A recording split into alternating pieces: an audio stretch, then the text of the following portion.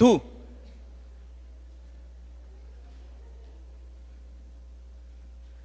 Tú.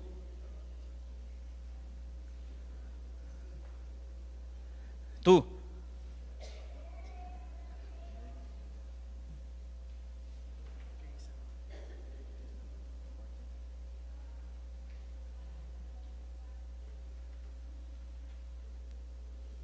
¿Por qué están aquí? ¿Qué saben hacer?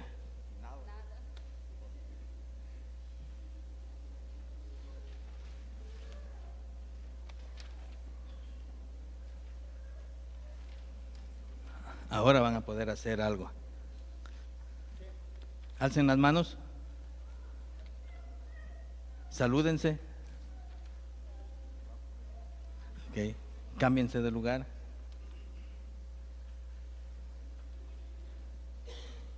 Qué bueno. Gracias, hermanos.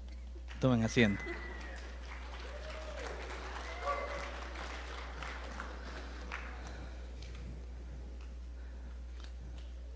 Yo creo que algunos se dieron cuenta que yo era el rey.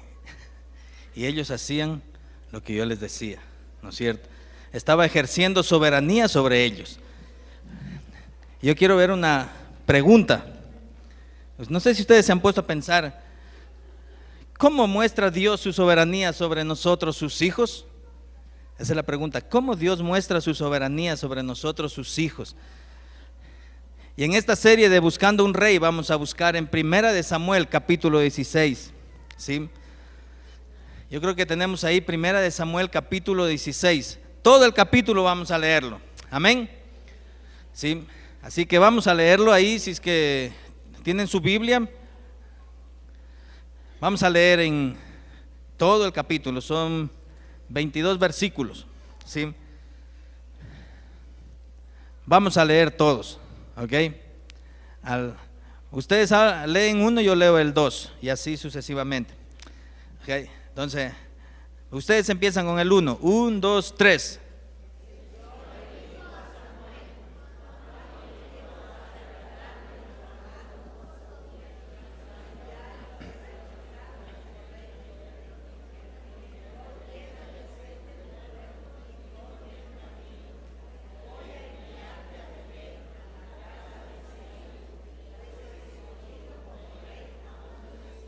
El 2 dice: ¿y cómo voy a ir? Respondió Samuel. Si Saúl llega a enterarse, me matará. Lleva una ternera, dijo el Señor, y diles que vas a ofrecer al Señor un sacrificio. El 3.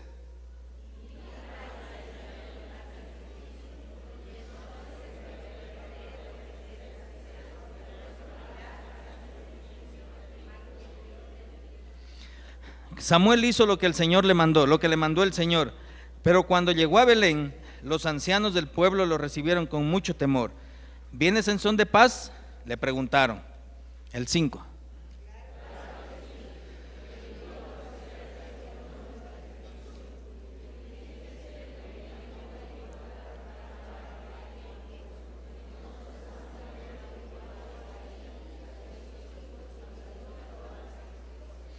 El 6 dice: cuando llegaron, Samuel se fijó en Eliab y pensó: sin duda que este es el ungido del Señor. El 7.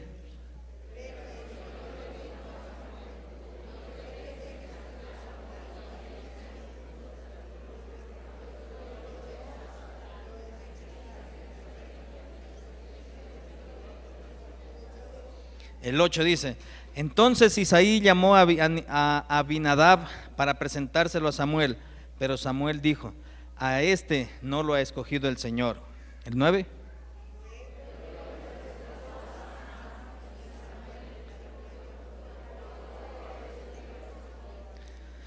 Isaí le presentó a 7 de sus hijos, pero Samuel le dijo: el Señor no ha escogido a ninguno de ellos. El 11.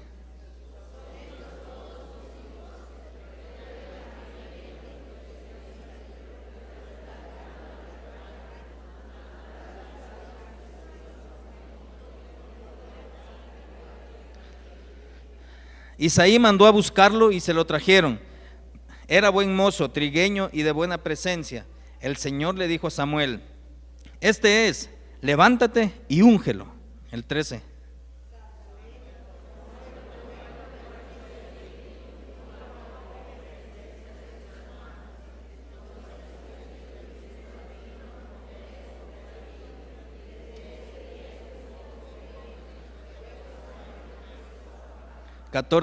El espíritu del Señor se apartó de Saúl y en su lugar el Señor le envió un espíritu maligno para que lo atormentara.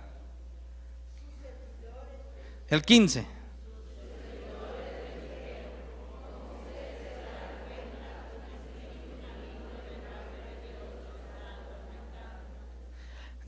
Porque así que ordene su majestad a estos siervos suyos que busquen a alguien que sepa tocar el arpa. Así, cuando le ataque el espíritu maligno de parte de Dios, el músico tocará y su majestad se sentirá mejor. 17.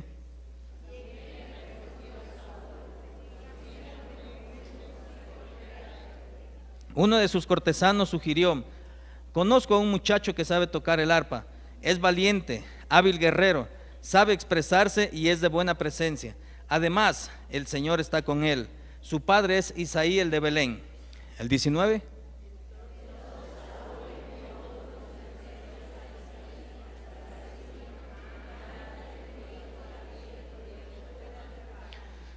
Isaí tomó un asno, alimento, un odre de vino y un cabrito y se los envió a Saúl por medio de su hijo David.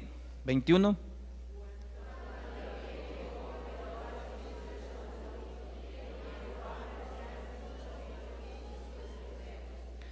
Luego Saúl le mandó este mensaje a Isaí: permíteme que David se quede a mi servicio, pues me ha causado muy buena impresión. El 23.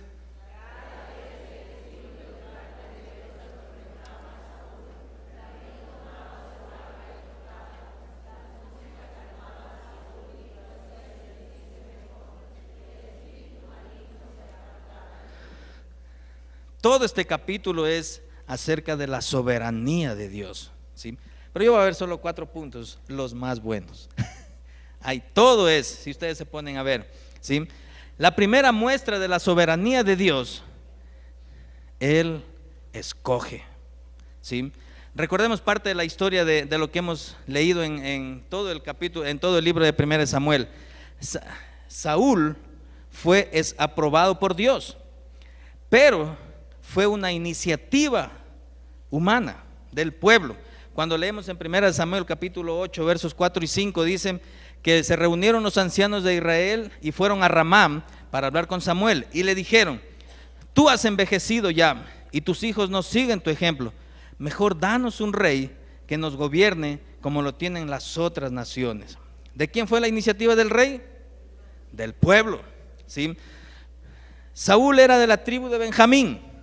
Dice que había un hombre en el 9, 1 y 2, dice que había un hombre de la tribu de Benjamín cuyo nombre era Quis.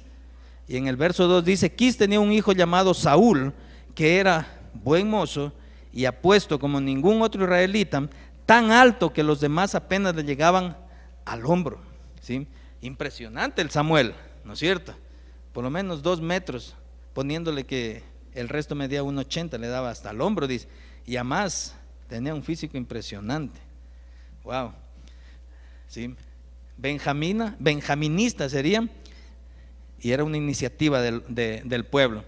Pero cuando llegamos al capítulo 15, solo vemos que el capítulo 15, en palabras tristes, es fatal para Saúl, ¿sí? Dios lo había rechazado como rey de Israel, ¿sí? Y le dice: no va más, así como cuando se acaba el partido, no va más Saúl, ¿sí? Está destronado, ¿sí? Y viene la frase célebre que yo la había escogido. Cuando llega ahí a esta parte del verso 1, Samuel estaba llorando de pena de Saúl y Dios le dice: pues he escogido, lo he rechazado a Saúl, pues he escogido, ¿sí? Dios tomando la iniciativa en el sucesor del rey, ¿sí? Pues he escogido, le dice a uno de los hijos de Isaí allá de Belén. Belén, ¿ok? ¿Les suena Belén? Ya mismo viene Navidad y ahí cantamos campanitas de Belén y todo un montón de cosas. Pero Belén no era algo improvisado para Dios, ¿sí? Belén ya estaba en los pensamientos de Dios, en los planes de Dios. Y le dice que vaya hasta Belén. Antes se llamaba Epafra, sí, cuando ustedes leen ahí en Isaías. Había una profecía acerca de Belén y acerca de Judá. Y quiero decir esto: toda profecía de Dios se cumple. No depende del ser humano. Nuestra condición es pecadora. No depende de la condición física del ser humano, ni intelectuales, ni nada. Si es que es de Dios, se cumple. Y había una profecía acerca de Belén. Génesis 49:10 dice: el cetro no se apartará de Judá, ni de entre sus pies el bastón de mando. El cetro del reino, ¿sí? Los reyes tenían un cetro. Hasta que llegue el verdadero rey. Está hablando de Jesús, quien merece la obediencia de los pueblos, ¿sí? Dios ya en su plan estaba esto, y él ya había escogido. Pues he escogido, dice. Y siguiendo en la historia, en la narrativa, dice: Samuel era muy humano, en ciertas palabras. Cuando lo ve al primer hijo de Isaí, se queda impresionado. ¿Será que estaba viejito? No, se queda impresionado y lo ve y dice: este debe ser a Eliab. Y pensó, dice, sin duda que este es el ungido del Señor, ¿sí? Pero el Señor le dijo a Samuel: no te dejes impresionar por su apariencia ni por su estatura, pues yo lo he rechazado. Y aquí viene una frase célebre: en los principios de Dios la gente se fija en las apariencias, pero yo me fijo en el corazón. Ahora, eso no quiere decir que David tenía un corazón bueno. No, David era un ser humano con corazón malo, pero Dios lo vio bueno porque ya lo había escogido de antemano, ¿sí? Dios ya lo escogió, ¿sí? Y él lo vio que era bueno, ¿sí? No era nada bueno. Es algo impresionante. ¿Qué puede ver en nosotros? Nada. Y eso nos aplica a nosotros cuando llegamos a Efesios capítulo 1 verso 4. Dice: Dios nos escogió en él antes de la creación del mundo para que seamos santos y sin mancha. Si yo dijera que nos pusiéramos de pies todos aquí fuera, no sé si ustedes han visto la película cuando está alguien enfermo y ponen una pantalla ahí y el latido del corazón está así, tut, tut, tut, tut, tut, tut, tut, tut. Así es casi los creyentes. Entonces unos somos chiquitos, otros son más altos, otros son más blancos, otros son más morenos, otros son churones, otros son pelones y otros sin nada como yo. Y Dios nos ha escogido. ¿Qué ha visto? Nada bueno, ¿sí? Es impresionante. No ha visto nuestra condición social, nuestra condición económica, nuestra condición política. No ha visto nada, ¿sí? Ni siquiera se ha percatado qué familia somos y nos ha hecho sus hijos. Él nos escogió antes de la creación del mundo.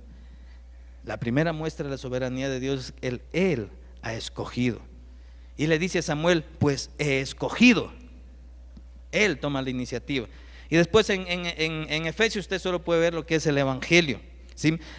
Dice: nos predestinó para ser adoptados como hijos suyos por medio de Jesucristo, según el buen propósito de su voluntad, para alcanzar para la alabanza de su gloriosa gracia que nos concedió en su amado.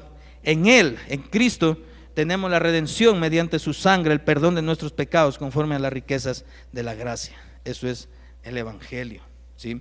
Bueno, ustedes pueden leer Efesios hasta el verso 14. Y sigue Samuel en la narrativa, ¿sí? Y ya llega hasta el 10. Isaí le presentó a 7 de sus hijos. O sea, eran 8, ¿no es cierto? Pero Samuel le dijo: el Señor no ha escogido a ninguno de estos. ¿Estos son todos? Dice Isaí, que del más pequeño, el concho, como decimos aquí, ¿no es cierto? Él está allá cuidando las ovejas, está cuidando el rebaño, ¿sí? Y Samuel le dice: manda a buscarlo. Insistió Samuel. Dice que insistió. ¿Ustedes se han insistido? Anda, Isaí, anda, velo, Isaí, no sean malos, anda. Le insiste. No podemos continuar hasta que él llegue. Isaí mandó a buscarlo y se lo trajeron. Aquí viene el primer perfil de David. Era buen mozo, trigueño y de buena presencia. Y el Señor le dice a Samuel: este es, levántate y úngelo. Cuando leía esto me daba la impresión de que Samuel, como ya estaba viejito, se sentó a descansar y perdió la noción del tiempo, porque no sabe a dónde lo fueron a traer. Capaz que a Sauces Norte lo fueron a traer a pie al David, ¿no es cierto? Y él se sentó, ya estaba ahí. Cuando viene, creo que ni se percata de que ya estaba ahí el chico. Y el Señor lo levanta. Este es, hombre, levántate y úngelo. Y hace. Samuel tomó el cuerno de aceite y lo ungió al joven en presencia de sus hermanos. Entonces, recién el Espíritu del Señor, el Espíritu Santo de Dios, vino con poder sobre David, y desde ese día estuvo con él. Wow. El formato y el proceso es igual con nosotros. Los textos confirman lo que hace Dios con nosotros. Segunda de Corintios capítulo 1, 22 dice que Dios nos selló como propiedad suya y puso su Espíritu en nuestro corazón como garantía de sus promesas. Efesios 1, 13 dice y 14: en Él, en Cristo también ustedes, cuando oyeron el mensaje de la verdad, el evangelio que les trajo la salvación, y lo creyeron, fueron marcados con el sello que es el Espíritu Santo prometido. Wow. Dios nos escoge, ¿sí? Ante Él nos hace buenos y nos sella con el Espíritu Santo. En los tiempos de Dios todo es perfecto. Nadie hemos nacido con el Espíritu Santo. En los tiempos de Dios Él nos buscó, ¿sí? Y nos dio su Espíritu y nos sella. Y después de esto, en la narrativa viene el segundo perfil de David. Cuando pasa todas las cosas en el verso 18, ¿sí? Cuando están buscando a alguien que calme al rey destronado, dice: uno de los cortesanos sugirió: conozco a un muchacho, sabe tocar el arpa, es valiente, hábil guerrero. Yo no sé de dónde sale lo de hábil guerrero, porque David después de eso fue lo que peleó con Goliat, ¿sí? Sabe expresarse y es de buena presencia. Wow.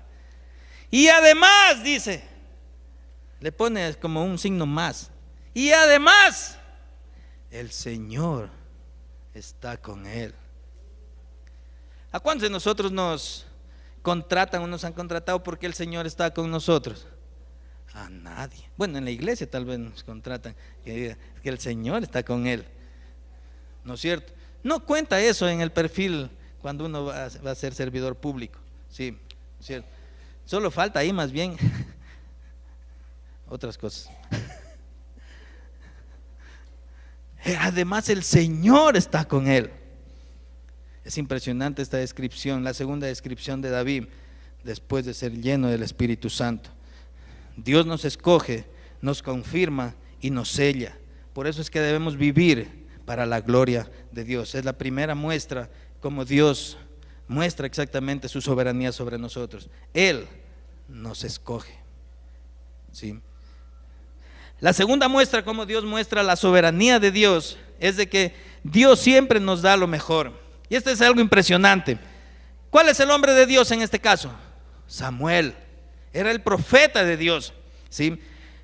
Toda su vida sirvió al Señor. Cuando ustedes leíamos la primera vez en esta serie la historia de Samuel, desde chiquito fue al templo y no sabía más que servir al Señor.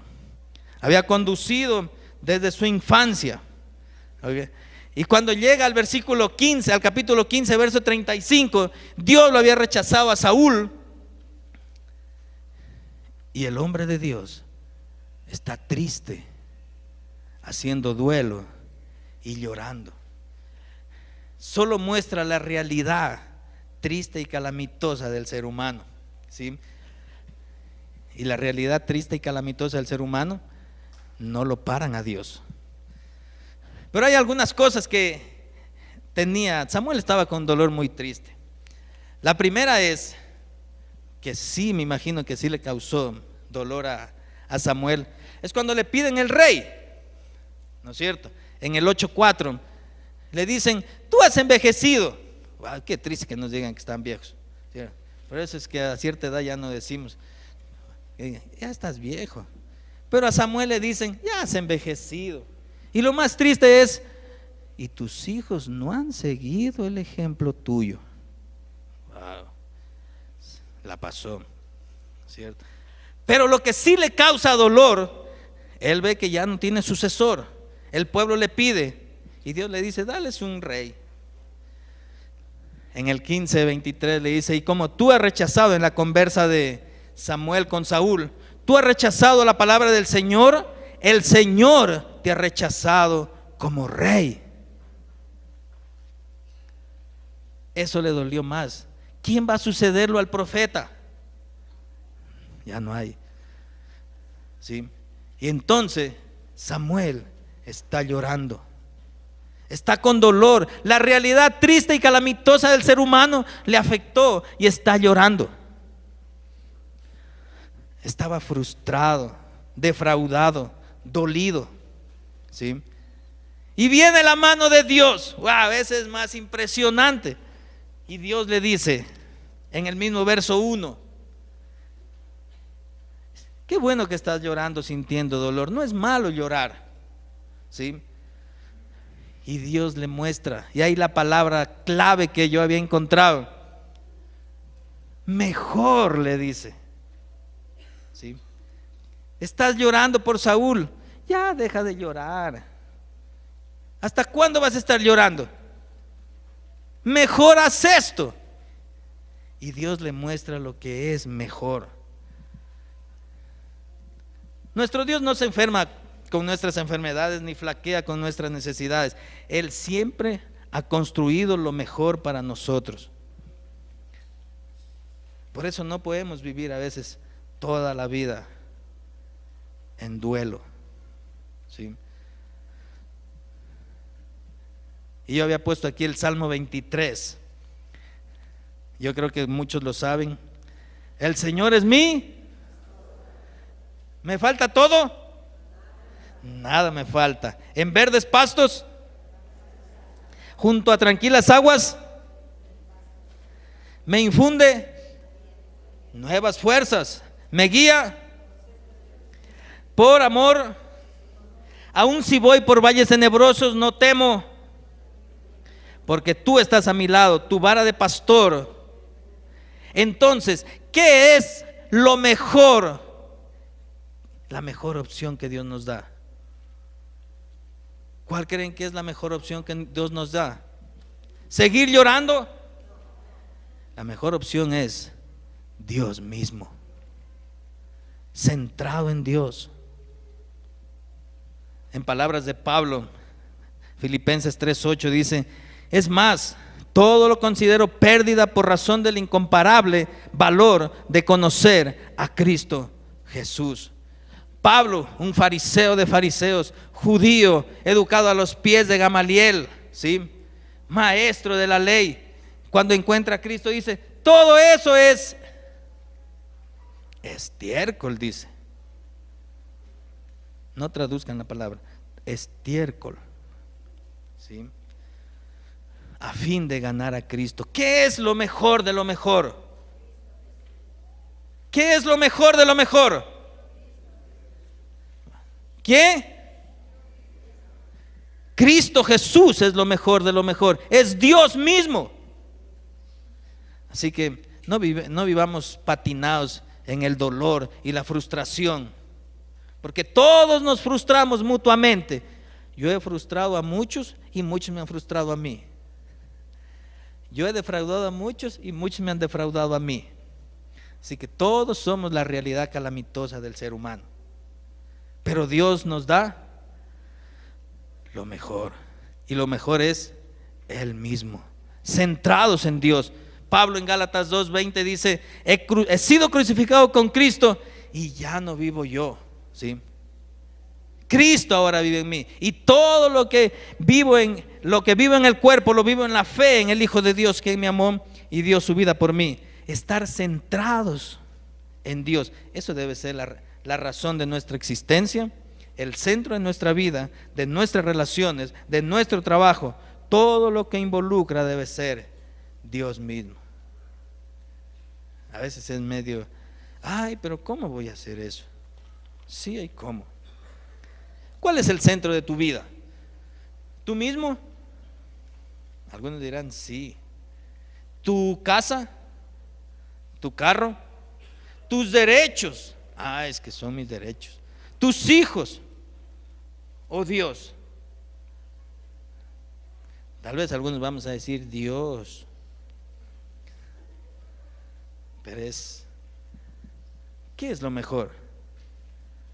Dios nos da la mejor opción. Yo creo que a veces es bueno saber distinguir entre lo bueno. Todo el dolor que sentía Samuel no era malo, era bueno. Pero Dios le dice: hay algo mejor, ¿sí? Y ese soy yo mismo. Y Dios nos ha dado lo mejor a usted y a mí. La segunda forma como Dios muestra su soberanía sobre nosotros es que Él nos da lo mejor.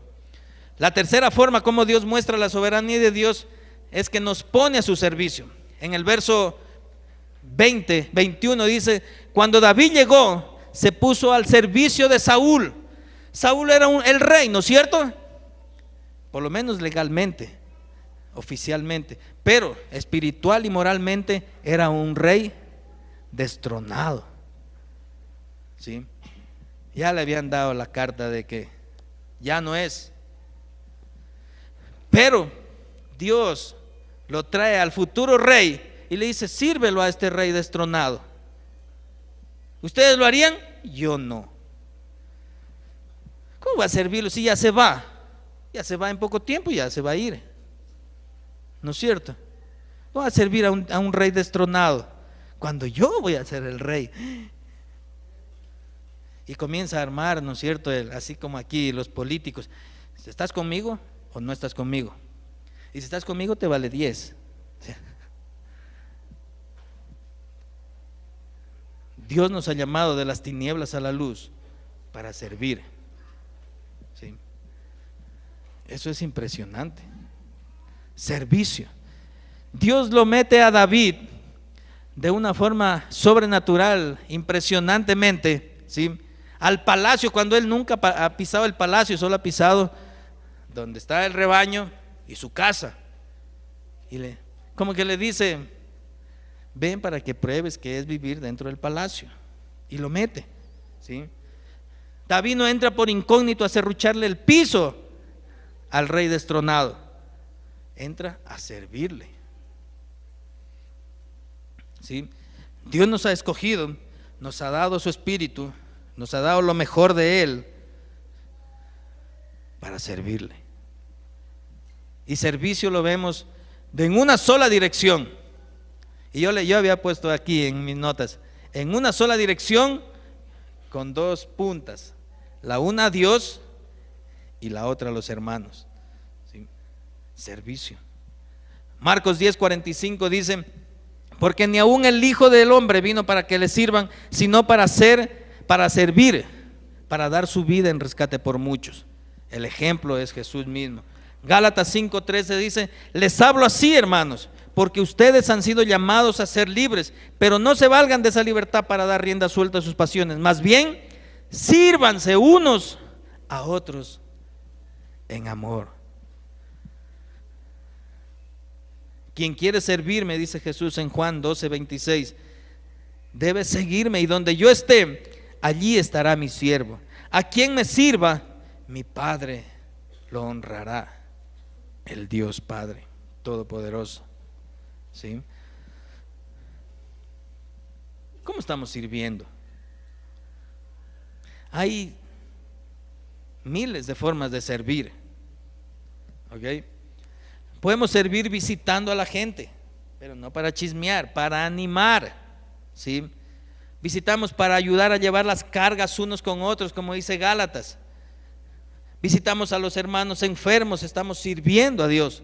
Oramos unos por otros, haciendo el bien a los hermanos, en especial a los de la fe, dice Gálatas también. Solo es cuestión de mirar.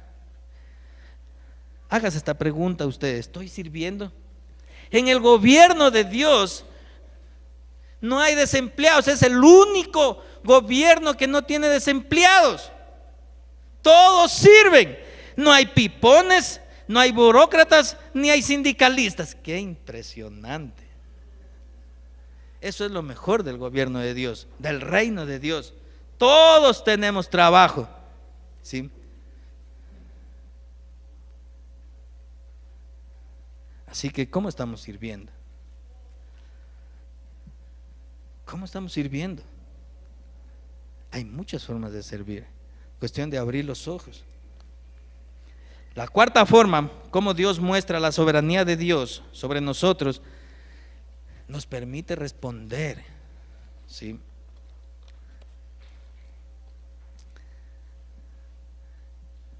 Dios nos da la capacidad para responder. Recuerden que Dios nos ha dado su Espíritu Santo que mora en nosotros, y el Espíritu Santo nos motiva siempre a responder, y debemos ser sensibles ante eso. Quiero que leamos aquí en el verso 4, el capítulo 16, verso 4, solo la primera parte. ¿Qué dice?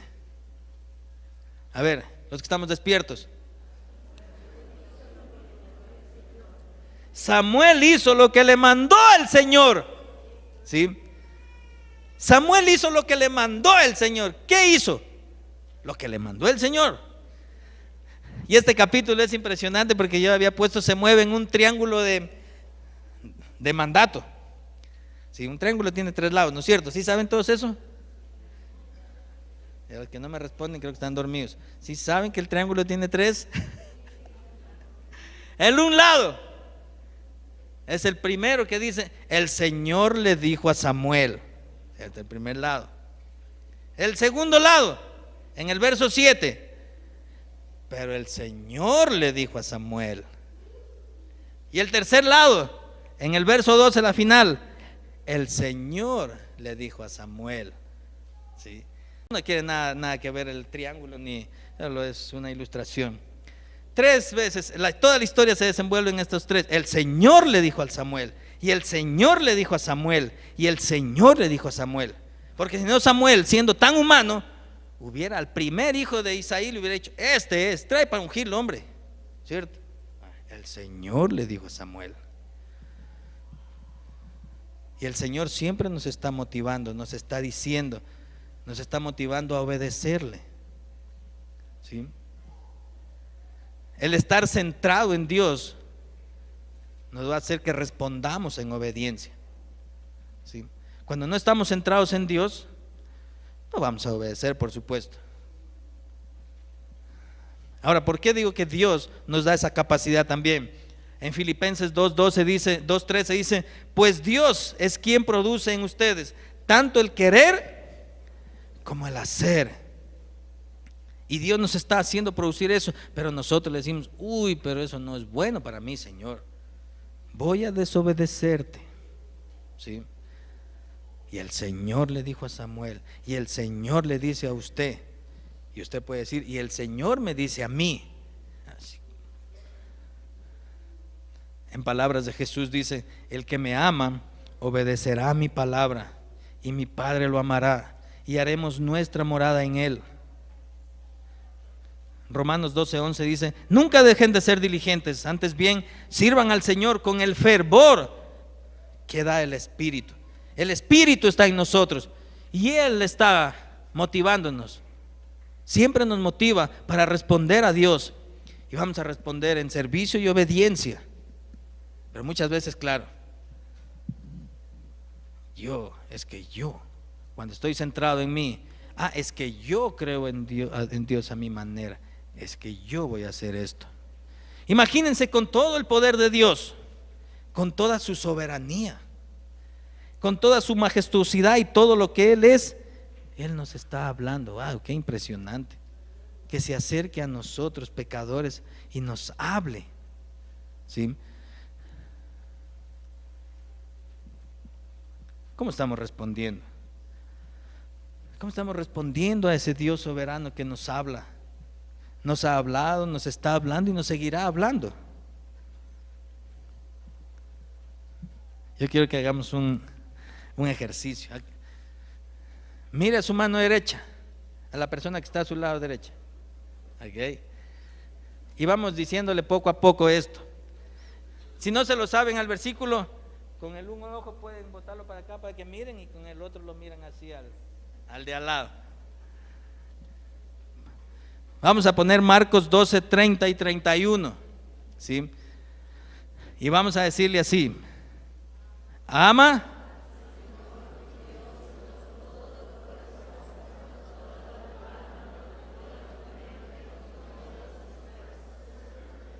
y el segundo es ¿cómo? Ok, ahora del otro lado. Vamos otra vez. Ama.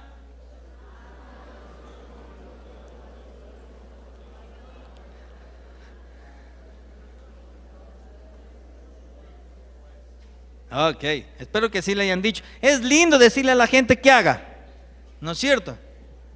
Es lindo. Ama al Señor tu Dios. Y cuando estamos, ama al Señor tu Dios. Pero yo le he hecho un cambio a ese. Espero que no sea una herejía que he hecho.